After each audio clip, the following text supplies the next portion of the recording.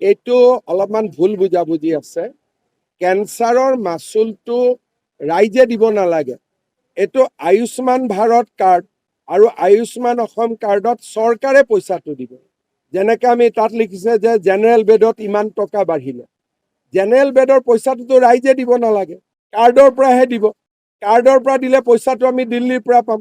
সেইকাৰণে এই কথাটো কালি মই গুৱাহাটীত আজিও কেবিনেট আছে, তাৰ পিছত ক'ম। 10,000 টকা এডভান্স খোজাটো ভুল হৈছে, এইটো আজি মই উইথড্ৰ কৰিব দিছোঁ। কিন্তু বাকী যি চাৰ্জ আছে, ৰেট আছে, এইটোতো পইচাটো আমি দিল্লীৰ পৰা পাম। গতিকে আমি ৰেটটো যদি অলপ বেছি কৰি দিল্লীৰ পৰা টকাটো আনি আকৌ কেঞ্চাৰ পেচেণ্টৰ কাৰণে খৰচ কৰিব পাৰোঁ, কি বেয়া আছে? এইটো বুজি নোপোৱাৰ কাৰণে এইটো প্ৰতিক্ৰিয়া হৈছে।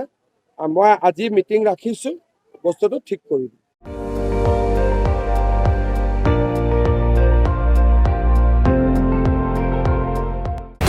আপুনি চাই আছে ND24, সৰ্বশ্ৰেষ্ঠ নহয় সৰ্বোত্তমৰ দৌৰ।